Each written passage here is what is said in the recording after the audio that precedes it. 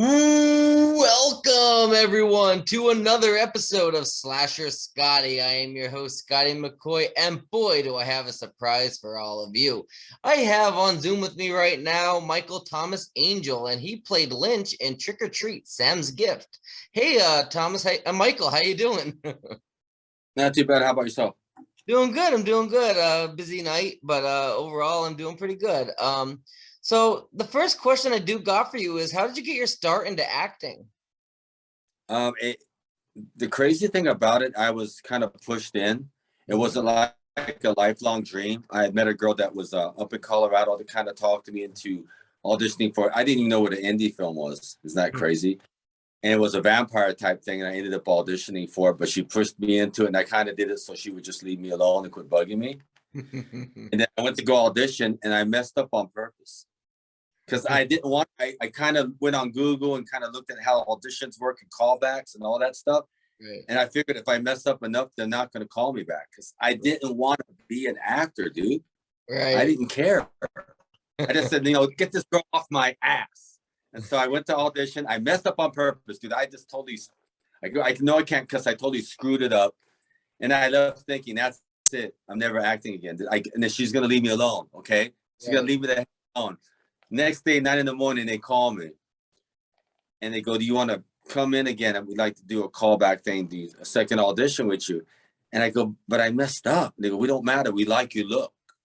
And we think that maybe we can help you a little bit. And so I said, can you hold on for 1 second? And I press mute and I was cussing, dude. I go, these mutter, whatever. And they go, they want me to come back and I don't even want to do this. What the hell? But then I said, now maybe it's a sign. Okay. So I said, yeah, I'll be there, tomorrow morning, what have you. Next morning. And then I studied it and I aced it. I really put more into it. Nice. And the crazy thing is that they go, we really like you. This is your first audition, right? I go, yeah. He goes, you got a great look. You look like a vampire. You did our character more in the serious mode than the humorous. And we're looking for more humorous. So they went with this other guy that's been acting for like 12 years, and that's fine. He's got his degree in performing arts in New York. So I said, she beat me out. But he goes, she came in second, though. It was so close. And I go, you really should maybe take this more serious. And I was honest with them. I go, can I be honest with you guys? And they cracked him up. I messed up on purpose the first one. I didn't want to be an actor. And they started laughing. They just cried. They go, really? Well, we obviously liked you. We brought you back, and you should take it more serious. And so what they did is they created a part for me. Oh, nice. I was the evil guy. The guy that was going to be a good vampire, and I was nice evil vampire. I take it over. That's how it started. I started recommending to people, and then I started more auditions for indies. And then the first thing I said, if I'm going to take it serious, I started getting into acting classes and things of that nature. Nice. So there's a fan film out for Trick or Treat, the 2007 film, which is a big favorite of mine. I absolutely love that film, and I met Sam Todd from Trick or Treat. Got her autograph on my first feature film that I executive produced, wrote, and starred in. But anyways, you're in the fan film of Trick or Treat called Trick or Treat: Sam's Gift. So can you kind of tell us what that film is about? It's basically, if you've seen it, it's their own take on Creepy TV, who did it. They got a YouTube channel. It's their own take on it. And It's basically that entity kind of coming alive in their own personal story, their own story. But they did a lot of, homage to the character. They kept the character intact. And in my character, I don't know if you've seen the whole thing. Did you get a chance to watch it? I haven't gotten a chance to watch it yet, no.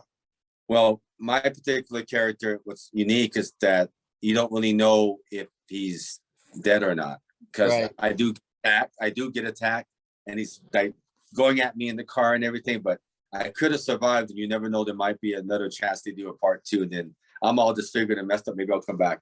Nice. But I know I'm not one of those things you're probably never going to be able to kill. It's like Michael Myers or Freddy or Jason. Just keep coming back. Yeah, that's something I would want to see. And it is on YouTube, you said? Yeah, YouTube. I'll send you the link too. Send me the link, because I would love to see that. I mean, I'm a big fan of the 2007 film Trick or Treat, and they've been talking about a second one forever, but it never came out. But yeah, I love to see sequels as long as they're done decent. Sometimes you get a sequel and it's garbage. I mean, I'm a big horror buff. I've been watching it since the 70s. I grew up with Jason, Michael, Pinhead, and Freddy. I call them the big four. And I've watched just about every horror movie ever made. So I'm always a big fan of the genre. And I get a lot of, like, Midnight Screening is another one I did where I actually get to play a main character, which we got distribution, which will be out by sometime in July and August. And that's my favorite thing I've done so far. But I love anything in the horror genre. Someone wants me to play, I fall in love with it because that's my favorite genre to do as far as acting. Absolutely. And I mean, yeah, sequels can be good, and sometimes they could be better than the original. I know Friday the 13th Part 2, I believe, is better than the original. Halloween 2 from 1981, Sure. that one that's up there to being better than the original. It depends on the day for me. And that's hard to do because the original Halloween I thought was near perfect. And Scream is another one. Scream is a very good movie. And this is an unpopular opinion. I know that for a fact, but I believe Scream 2 is better than the first Scream. I always love Scream 2 more. Right. And I'm a big fan of Jeepers Creepers. I love the original, and I thought the second one was just as good as the first. Then the third one was absolutely horrid. Yeah. And I know that with I think a part 4, which is supposed to go back to more of that character where it came from. So I can't wait to see the fourth one. Yes. Hell, I love the original. Great movie. Just pushed the envelope on so many things at that time. And then the second one came out, and I thought it was as good as the first because it showed the labyrinth and where these guys came from, the Leviathan, Lord of the Labyrinth. So I thought that was pretty good. So. Yeah, absolutely. So what do you believe is the hardest part in being an actor? And what about the easiest? I don't think there's any. I think the hardest part is the mental, the rejection type part that you have to learn to get a tough skin because you're going to get 10,000 no's before one yes. It is so unbelievable. It depends on what you want to do. Let's put it like that. If you want to just do background acting, that's what I started in. I did some major stuff. I got to talk to Josh Brolin in one thing, which gave me some great acting advice. Got to meet Thanos. That was fun before he was Thanos. But it just depends if you want to do background, you want to do theater, you want to do indies, do you want to do student films? So you're trying to take it to the career mode. Now, if you're trying to turn in a job, it's so difficult and hard because only 1 to 3% of actors turn it into what they consider an actor. So I think it all depends on what your goals are and whatever makes you have to do it. But I would say the rejection part can sometimes you always wonder, because when you do an audition, they don't give you feedback. It's just you do the audition, and if they call you back, fine. If they don't, fine. You never hear why you didn't get it. It's just the way the business works. You always wonder, you can have an audition where you're perfect, and you don't miss a line, and they don't call you. You can have an audition where you call you back. So it's just, you just don't know. It's a very unpredictable field. But for me, just getting pushed into it, I have a different attitude.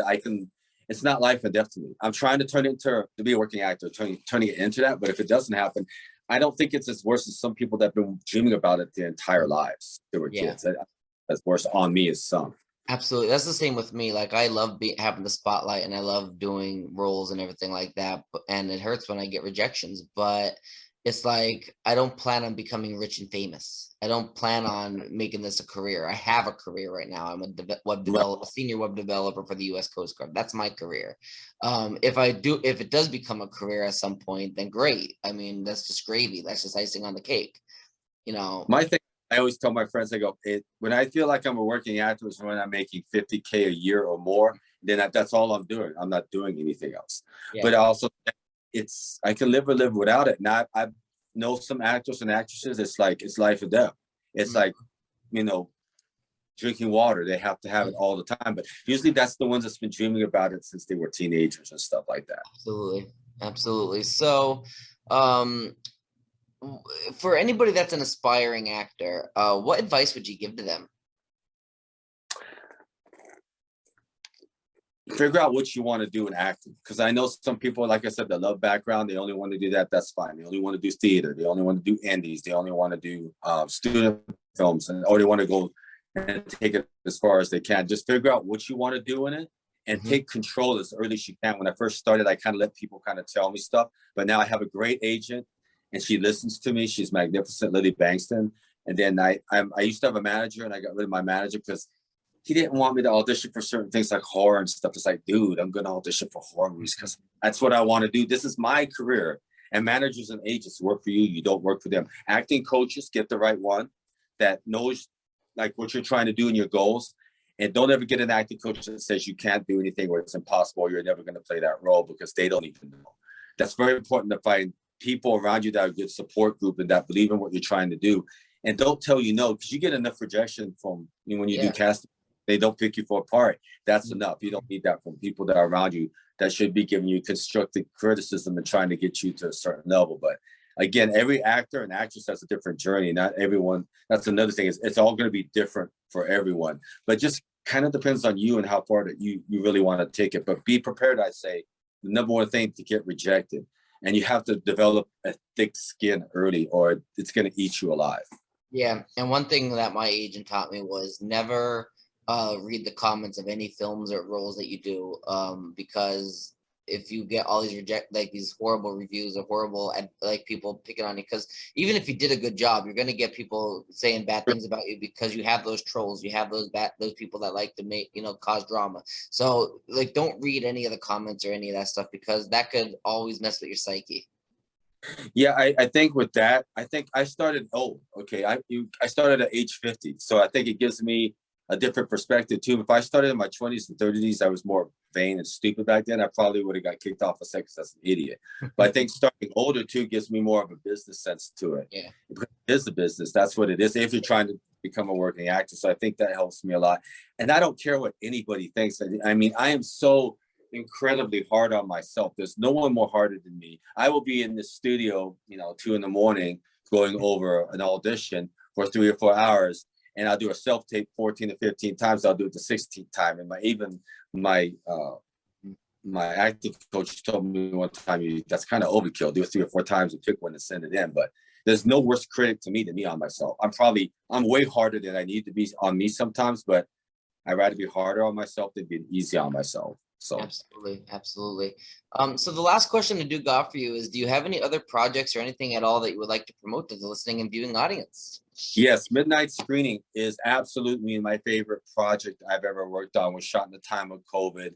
It was about a 10-day shoot, and it was done by Daniel Zubiante for Breaker Lane. He gave me a chance to really be open with this character and bring my own sense of the character in. He gave me the greatest, you know, I always ask for letters of recommendation. I asked for stuff all the way back from student films in Colorado. I figure if you don't get one, you didn't do your job. And he gave me the best recommendation I ever had. And I like Daniel because he's all about getting distribution, and it should be out like in July, August on several platforms at Walmart. And then Graduation Night, we should be filming in the next few months again. I'm working for him again, Daniel Subiate, and I have a small role in that. But they always say there's no such thing as any small role. Anything is fine if it's just one word. And that'll be coming in. Sometime this summer, I think I'm going to be filming a documentary called That Day at the Armory, which is a military type documentary. I can't say too much about that. Yeah. And that's all I got going on right now. But the biggest thing I got going on right now, and I've created a character.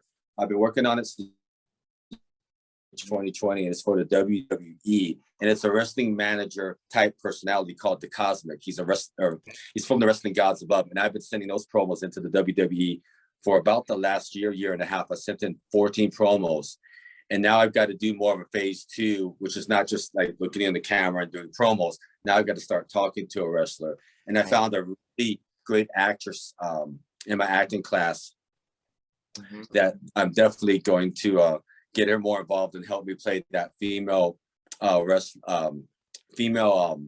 wrestler. She's going to help me out with that quite a bit.